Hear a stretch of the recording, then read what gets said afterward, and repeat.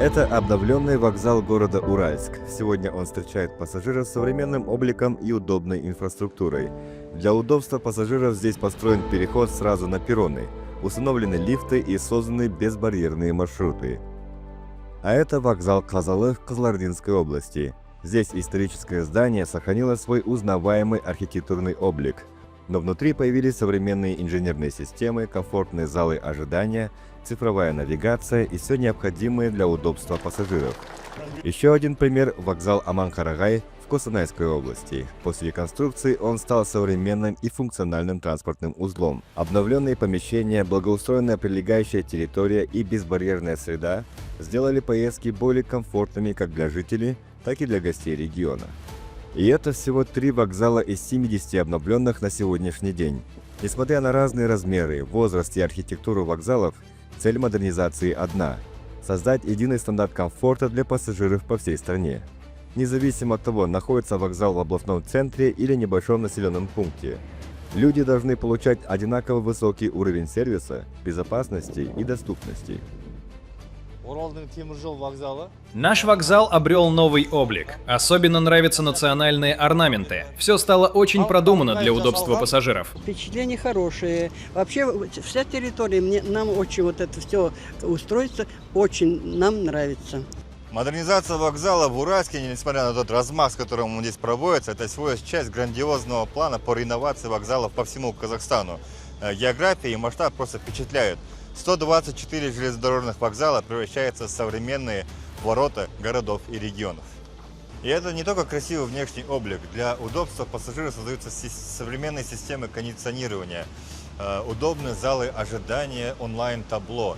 Инклюзивность – это специальные подъемники, специализированные кассы, тактильные дорожки, знаки, комнаты для лиц с ограниченными возможностями, комнаты для матерей для ухода за ребенком и многое-многое другое.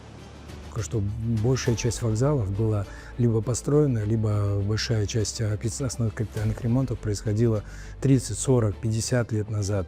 Некоторые вокзалы даже по данным, которые у нас имелись, по документам, где-то даже 100 лет назад было построено. То есть, безусловно, в условиях текущего обновления, модернизации не только транспортной инфраструктуры, можно говорить о масштабе всей страны, это была крайняя необходимость. 13 июня 2024 года президент Казахстана Касым-Жомарт Токаев во время заседания правительства по развитию туризма поручил модернизировать вокзалы страны.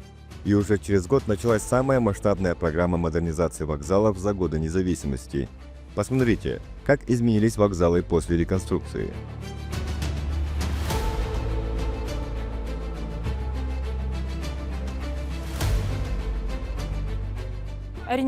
Мое мнение, это здорово, что обновляются вокзалы. Это не только мое мнение, все жители рады. Развитие поселков, регионов очень важны для страны.